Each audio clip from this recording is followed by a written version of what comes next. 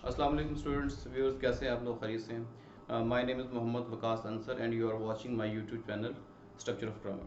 So students, today's lecture is the past perfect continuous tense, and first of all we have to see its definition in Urdu wording.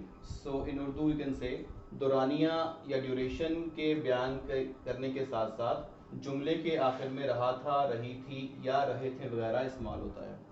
यानी कि sentence में दो चीज़ें आएंगी, एक duration होगी और एक सेंटेंस के आखिर में रहा था, रही थी या रहे थे वगैरह इस्तेमाल होगा.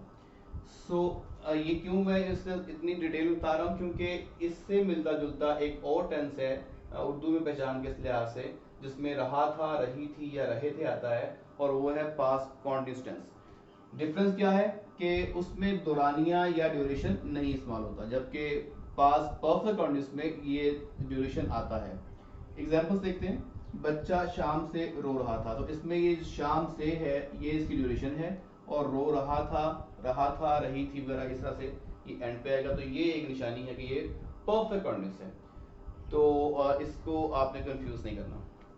हम 2 घंटे से पैदल सफ़र कर रहे थे, इसमें 2 घंटे जो है ये ड्यूरेशन है, और रहे थे यूज़ हो रहा है. तो ये दोनों चीज़ें इसमें मौजूद हो गई, एक ड्यूरेशन, दूसरा रहा था, रही थी वगैरह. तो इस तरह से ये एक परफेक्ट कॉन्टिन्यूस टेंस बन गया. अब देखते हैं कि इसको ट्रांसलेट करने के लिए क्या फार्मूला बनता है.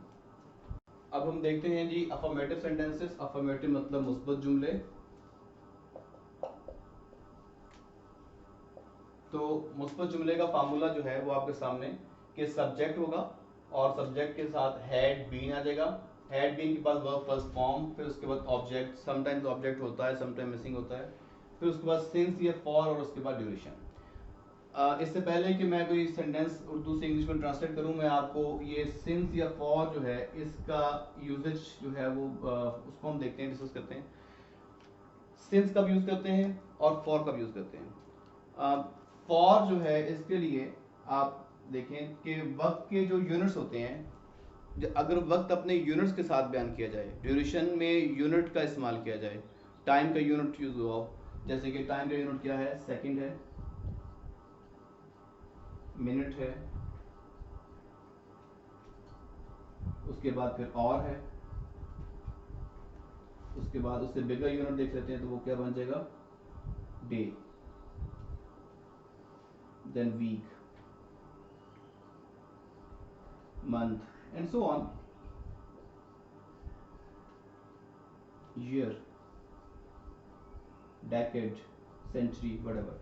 तो जब टाइम अपने यूनिट्स के साथ बयान किया जाएगा तो हम फॉर यूज करेंगे. इसके अलावा फॉर का यूजेज होता है जब हम अनलिमिटेड टाइम की बात करते हैं. फॉर एग्जांपल मैनी,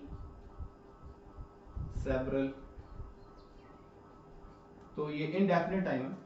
जब इनडेफिनेट टाइम यूज किया जाए तब भी फॉर यूज करते हैं, for many days, for several days type, इस तरह से. इसके अलावा बाकी सबके साथ सिंस यूज होगा, जैसे कि मंडे, ट्यूसडे, मॉर्निंग, इवनिंग, कोई डेट लगा दी जाए. याद रखिएगा डेट जो है इसमें कोई टाइम का यूनिट नहीं है, वो डेट है.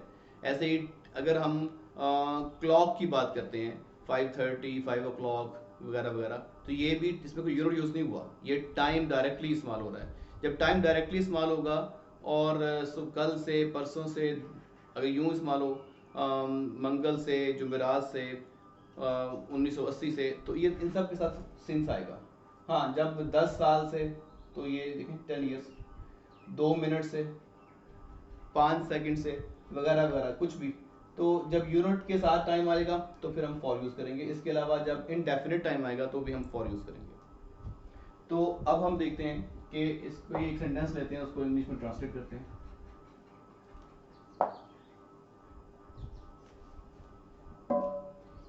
बच्चा शाम से रो रहा था.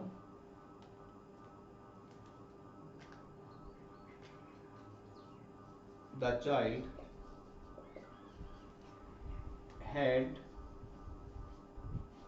बीन वीपिंग, या क्राइंग कर ले.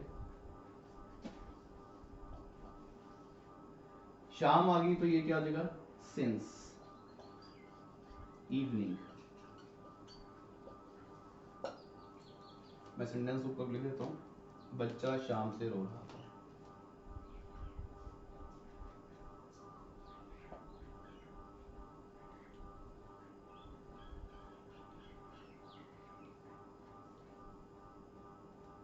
ठीक हो गया। इसका नेगेटिव करना है तो सिर्फ नॉट का यूजेज होगा, और वो जो नॉट है वो हम यूज करेंगे बीन से पहले इस जगह पे। अगर यहाँ पे हम नॉट यूज कर लेंगे तो वो हम नेगेटिव बना लेंगे। For example the child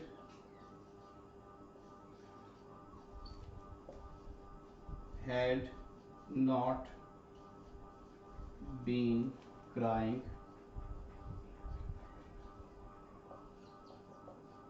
since evening.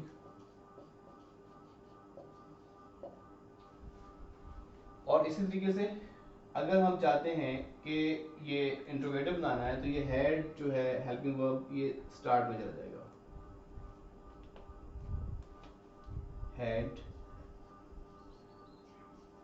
The child been crying since evening. Question mark आ गया इसमें। ये इंट्रोगेटिव सेंटेंस जो है वो कई तरह से पूछा जा सकता है। Why had the child been crying since evening, और इसी तरीके से हाउ, वेयर, और जितने भी क्वेश्चन वर्ड्स हैं वो भी यहाँ पे यूज किए जा सकते हैं। तो वो जो जो क्वेश्चन वर्ड यहाँ पे यूज होगा in the starting of the sentence, उसी एंगल में क्वेश्चन बना के ये एक सेंटेंस बन जाएगा। तो इसकी प्रैक्टिस कीजिए, it's not a difficult tense, और आप जितनी प्रैक्टिस करेंगे उतना ही इसका फ़ायदा आपको होगा।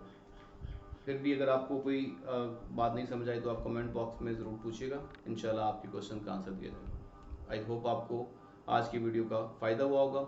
मेरी तरफ से अल्लाह हाफ़िज़, अपना बहुत सा ख्याल रखिएगा। अस्सलाम वालेकुम।